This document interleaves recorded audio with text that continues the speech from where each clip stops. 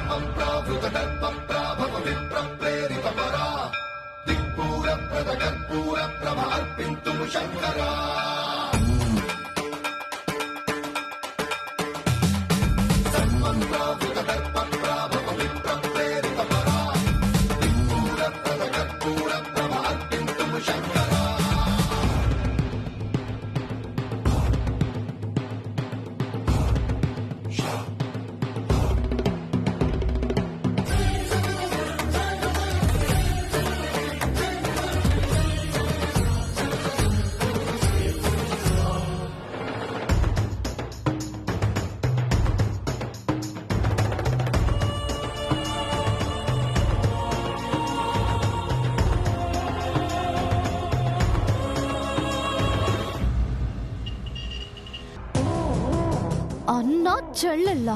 అవునమ్మా, అన్న చాణిక్య, శశి చెల్లెమ్మా. ఈ పౌడర్ చంద్రిక ఇంకా కాల్ చేయలేదేంటి? ఫోటో తీసుకున్నారా లేదా? Good morning madam. ఏంటి మేడం టెన్షన్గా ఉన్నారు? చాణక్య పరస్సులో ఉన్న ఫోటో గురించేనా? ఆ ఫోటో కొట్టేయమని ప్రసాద్ గారికి చంద్రిక గారికి చెప్పారు కదా, వాళ్ళు ఆ పనిలోనే ఉంటారు. వాళ్ళు సరిగ్గా పని చేయటం చేతగాని వాళ్ళు నాగభూషణం. వాళ్ళు కొట్టేసే లోపే దివ్య ఆ ఫోటోని చూస్తుందేమోనని టెన్షన్.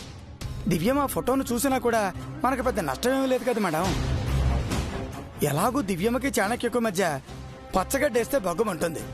వాళ్లే వారసులని తెలుసుకున్న మాత్రం ఆ దివ్యం ఏం చేయగలదు? చాణక్య చండీయాగం చేయడు కదా. పైగా తమ పూర్వీకులు పెట్టిన శాపానికి తన చెల్లెలే బలి అవుతుందని దివ్య అభియులపై మరింత కోపం పెంచుకుంటాడు కదా. అక్కడే నువ్వు పొరబడుతున్నావు నాగభూషణం. ఈ సమస్యని మనము 2 రకాలుగా చూడాలి. మొదటిది, శాపం పెట్టింది తమ పూర్వీకులే అని తెలిసిన మరుక్షణం చాణక్య శశిలు పశ్చాత్తాపడచ్చు. ఎందుకంటే ఆ శాపంతో చాలా మంది చనిపోయారు. అదే శాపం ఇప్పుడు తన చెల్లెల్ని బలి తీసుకుంటుంది అని తెలిసాక కూడా చండీ యాగం చేయకుండా చాణక్య ఉండడు కదా. పైగా శశి మెడలో తాళి కట్టడానికి అభి సస్సేమిరా అన్నాడు. అందుకు కారణం శాపమని తెలిస్తే అభిపై చాణక్యకు రెట్టింపు గౌరవం కలుగుతుంది. ఇక రెండోది, నిజానికి శాపం శశికి కాదు దివ్యకు అని తెలిస్తే చాణక్య మరింత కరిగిపోతాడు. ఆ నిజాన్ని మనసులో దాచుకుని మదనపడిన అభిని హగ్ చేసుకుంటాడు. మనసులో దివ్యపై కొండంత ప్రేమను పెంచుకున్న చాణక్య ఆ దివ్యని పోగొట్టుకోలేడు. చండీ యాగం చేసి బ్రతికించుకుంటాడు. నాకు కనిపించే ఈ 2 సాక్ష్యాలు దివ్య అభిలకే అనుకూలంగా ఉన్నాయి. చండీ యాగం చేసి శాపాన్ని పోగొట్టుకొని ఆ 2 జంటలు హాయిగా కాపురం చేస్తూ పిల్లల్ని కంటూ సంతోషంగా ఉంటే చూసి తట్టుకోవడం నా వల్ల కాదు. అది నా చావు కంటే భయంకరమైనది. అందుకే దివ్యకి అభికి వారసులెవరో తెలియకుండా చెయ్యాలి. చండీ యాగం జరగకూడదు. శాపంతో ఆ దివ్య చావాలి. అప్పటి వరకు ఆ 2 జంటలు కొట్టుకొని చావాలి. ఇది జరగాలి అంటే చాణుక్య దగ్గర ఉన్న ఫోటో దివ్య చూడకూడదు, అభి కూడా చూడకూడదు. టెన్షన్ పడకండి మేడం, ప్రసాద్ చంద్రిక గారు ఎలాగైనా ఫోటోను కొట్టేస్తారు. వాళ్ళకి ఫోన్ చేయి నాగభూషణం. ఆ ఫోటో కొట్టేయకపోతే వాళ్ళని చంపేస్తాను అని చెప్పు. ఫోటో దివ్య కంట పడితే వాళ్ళ కంఠాలు తెగిపోతాయని చెప్పు. Okay madam.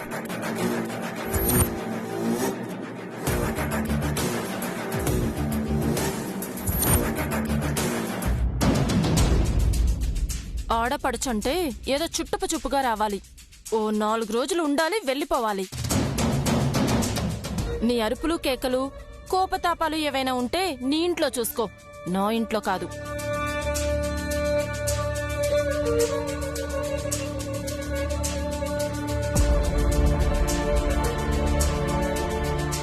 దివ్యమ్మా,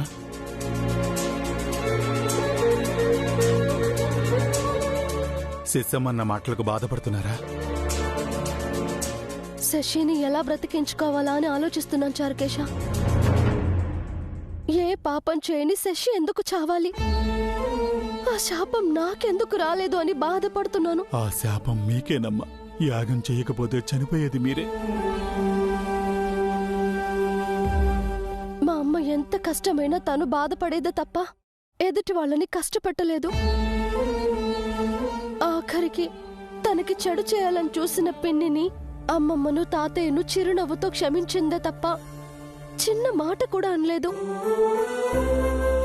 అలాంటి మంచిదాని కడుపులో పుట్టిన నేను నా చేతులతో ఒక అమాయకురాలిని శాపానికి, చావుకి అప్పగించాను. అమ్మ నన్ను క్షమించదు చారుకేశ. శాపాన్ని ఆపాలని ఎంతో ప్రయత్నించాం, ఎక్కడెక్కడో తిరిగాం, వారసుడి దగ్గరే ఆగిపోయాం. వాళ్ళని కనిపెట్టలేకపోతున్నాం. అసలైన శాపం ఇదే చారుకేశ. పరిష్కారం తెలిసి కూడా ప్రయత్నం ఆగిపోవడమే అన్నింటికంటే పెద్ద శాపం. అదేం లేదు దివ్యమ్మా, ఫోటో దొరికింది కదా, ఆ ఆధారంతో వారసులు వెతుకుదాం. అభిబాబు ఆ పనిలోనే ఉన్నారు. అన్నయ్య మాత్రం ఏమని వెతుకుతాడు? ఫోటోని పేపర్లో వేసినా, టీవీలో చూపించినా పిన్ని చూసేస్తుంది. వారసుని మనం కలవకుండా అడ్డుపడుతుంది. వాళ్ళని చంపినా చంపేస్తుంది.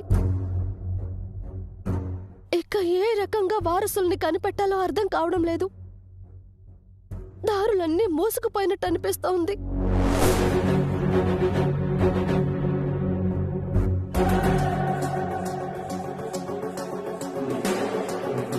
అన్ని దారులు మూసుకుపోయినా ఒక దారి ఉంటుందని పెద్దవాళ్ళు చెప్తారు కదా దివ్యమ్మ.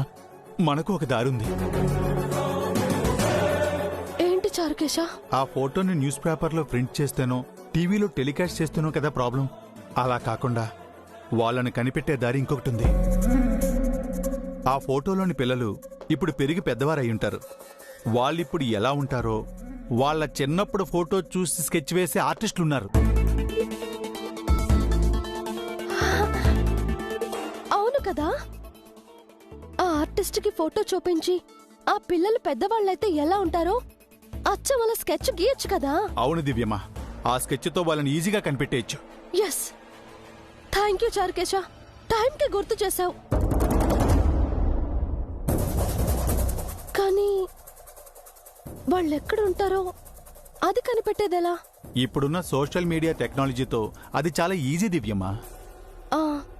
ఓకే, ఫస్ట్ అయితే ఆర్టిస్ట్ దగ్గరికి వెళ్దాం మనం. పద. పదండి.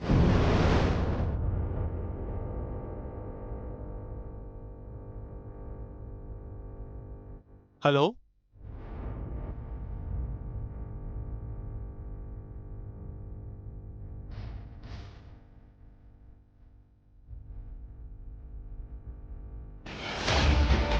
దివ్యమ్మ. రఘువంశ రామయ్య యదువంశ కృష్ణయ్య దివి నుంచి ఈ భువికి దిగినారుగా. మనసుల్ని మురిపించి ప్రేమల్ని గెలిపించు ఈ పెళ్లి వేడుకను తిలకించగా. కళ్యాణం వైభోగం శ్రీ శ్రీనివాసు కళ్ళెక్కడ పెట్టుకుని మెట్లు దిగుతున్నావు? కాస్తుంటే పడిపోయేదానివి. తాళి కట్టిన చేతులు కంటికి రెప్పలా కాపాడతాయన్న నమ్మకం అండి. చా, నీకు నిజంగా అంత పతిభక్తి ఉందంటే నేను నమ్మను. అవును, ఇంత పరధ్యానంగా ఎక్కడికి బయలుదేరావు? బయటికి వెళ్లే ముందు ఎక్కడికైనా అడగకూడదండి. అనుకున్నాను. నువ్వెక్కడికి వెళ్ళినా తిరిగి తిరిగి నా దగ్గరికి రావాల్సిందే.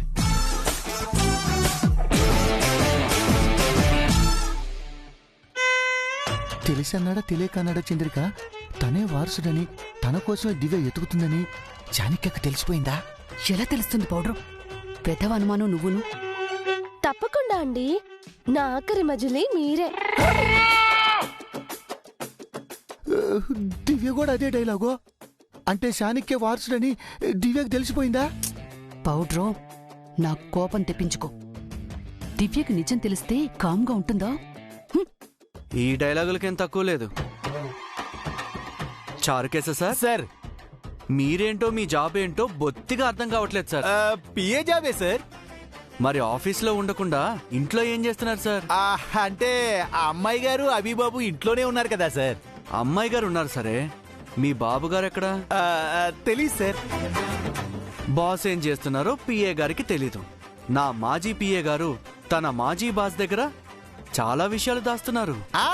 అబ్బే, అలాంటిది ఏం లేదండి. ఏముందో ఏమి లేదో త్వరలోనే తేలుస్తాను. ఎక్కడికో బయలుదేరారు కదా, వెళ్ళండి. వెళ్ళొస్తానండి. అలాగేనండి, క్షేమంగా వెళ్ళి లాభంగా రండి. Thank you sir. అయ్యో, నాకు థ్యాంక్స్ ఎందుకు సార్? ఏదో ఒక రోజు పెద్ద సారీ చెప్పించుకుంటాను.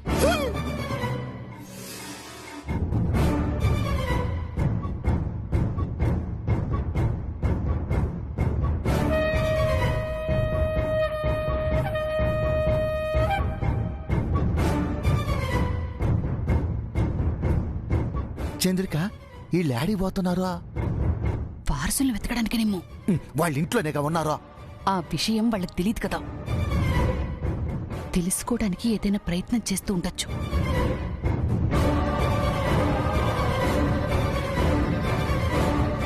ఏం చేసినా తనకు చెప్పమని నిత్య చెప్పిందిగా. అందుకే చాటుగా వాళ్ళని ఫాలో అవ్వు. ఎవరు? నేనా? లేకపోతే నేనా? అన్ని పనులు నాతోనే చేస్తున్నావు, ఇది అన్యాయమా? నాతో మాటలు పెట్టుకుంటే వాళ్ళు వెళ్ళిపోతారు. త్వరగా వెళ్ళు పౌడ్రు, పో వెళ్ళ.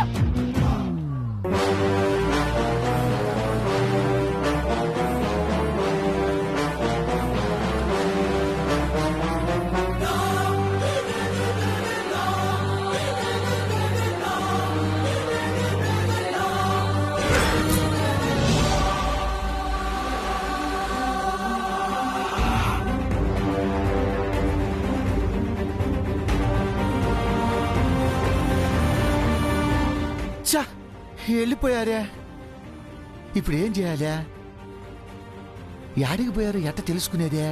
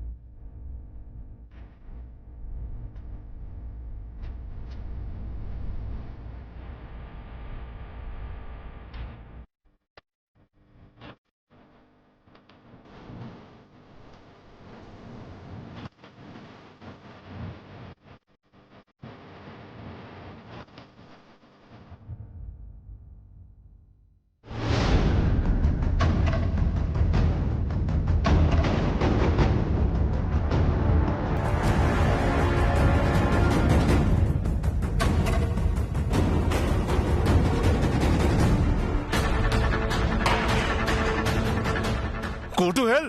ఏమైంది సార్? మూడ్ బాలేదు. అనుకున్నట్టు పెయింటింగ్ రావట్లేదు. క్యాన్సిల్ చెయ్యి, ఆర్డర్ క్యాన్సిల్ చెయ్యి. ఈ పెయింటింగ్ కోసం పెద్ద మొత్తంలో ఆఫర్ చేశారు సార్. అడ్వాన్స్ కూడా ఇచ్చారు సార్. అడ్వాన్స్ తిరిగి ఇచ్చేసాయి. మూడ్ సరిగ్గా లేకపోతే నేనేం చెయ్యను.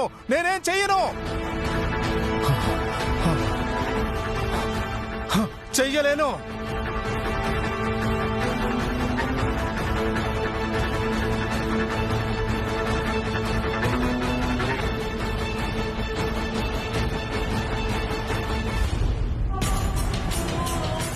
ఛా, ఈ బేరం కూడా పోయింది. ఈయన ఆర్టిస్ట్ కాదు, మూడిస్ట్.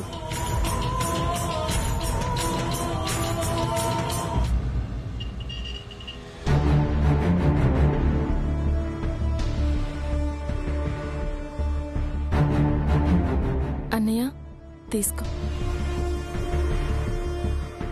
ఆఫీసు బిజినెస్ వదిలేసి ఇక్కడే ఉండిపోయావేంట అన్నయ్య? వెళ్ళి చూసుకోవచ్చు కదా. ఎలా వెళ్ళమంటావు శశి? మార్నింగ్ నుంచి మీ ఆయన ఎటో వెళ్ళిపోయాడు. ఇందాక దివ్యాచారికేసే ఎటో వెళ్ళిపోయారు. వీళ్ళు మన దగ్గర ఏం దాస్తున్నారో తెలీదు. తెలుసుకోకుండా ఎక్కడికి వెళ్ళమంటావు? అది నిన్నొదిలేసి అస్సలు వెళ్ళను. నాకేం కాదన్నయ్య. నా గురించి నీ బిజినెస్ పాడు చేసుకోకు. నీకంటే నాకు బిజినెస్ ఎక్కువ కాదమ్మా. పోయిందంతా సంపాదించాను. ఇంకా సంపాదించాల్సిన అవసరం లేదు. నిన్ను క్షేమంగా చూసుకుంటే చాలు.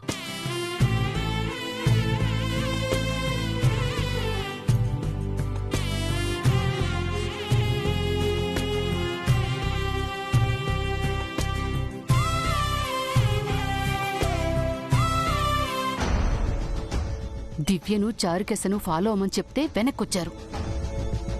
చాణిక్య హాల్లో ఉన్నాడు. కనీసం పైకి వెళ్లి పర్సులో ఉన్న ఫోటో అయినా తీసుకురండి. ఏంది నేనా? మరి నేనా? అదేంది? అది నీ ఊతపదం చేసుకున్నావా? ఫోటో సంగతి ఏమైందని ఆ నాగభూషణం ఇప్పటికి 40 సార్లు ఫోన్ చేశాడు. నిత్య కోపంగా ఉందిట. త్వరగా వెళ్ళండి. వెళ్ళక సస్తానా?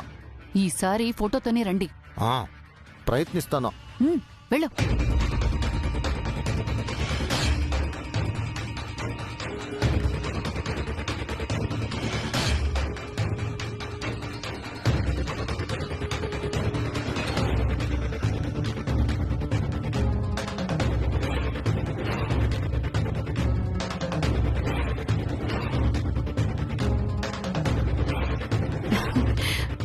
మా ఆయన పైకి వెళ్ళాడు. ఫోటోతోనే వస్తాడు.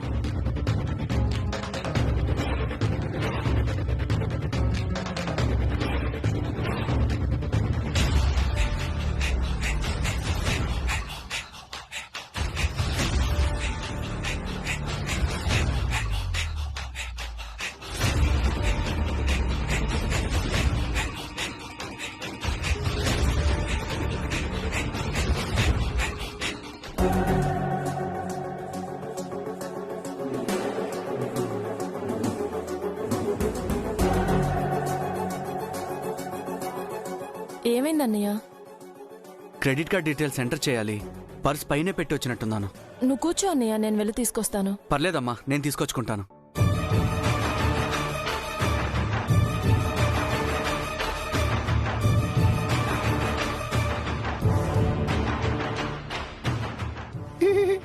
అమ్మయ్య, ఫోటో దొరికింది. ఫోటో దొరికింది. ఫోటో దొరికింది.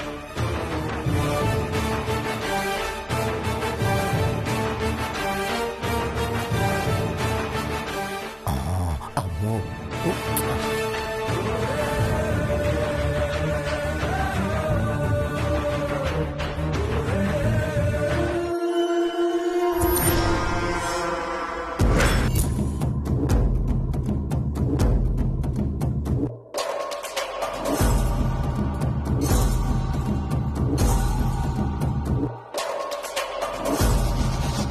మీరు మా రూమ్లో నుంచి వస్తున్నారేంటి? మా రూమ్ అనుకున్నాను బాబు. మీ రూమ్ అనుకోవడం ఏంటి? అంటే వయసు అయిపోయిందిగా బాబు, మతి మరిపి వచ్చింది. ఏమైందన్నయ్య? తాతగారు మా రూమ్ని తన రూమ్ అనుకున్నారంట. అలా ఎలా అనుకుంటారు? అయినా ఆ రూమ్లోకి మీరెందుకు వెళ్ళారు తాతగారు? ఇందాక కూడా మీరేదో చేశారని వదిన మీపై అరిచింది. మతిమరపు వచ్చింది కదమ్మా, వదిలే. వెళ్ళండి, మీ రూమ్ కింద ఉంది. థ్యాంక్స్ బాబు.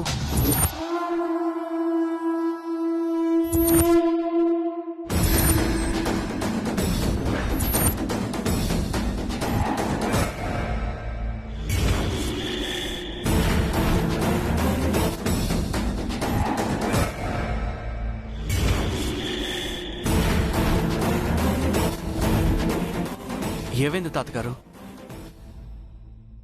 వయసు అయిపోయింది కదా బాబు, ఒళ్ళు కూడా తోలుతుంది.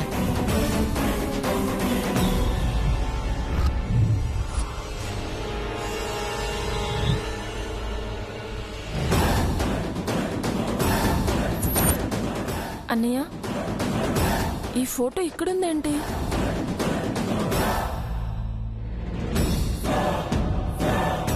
పర్సులో ఉన్న ఫోటో బయటికి ఎలా వచ్చింది?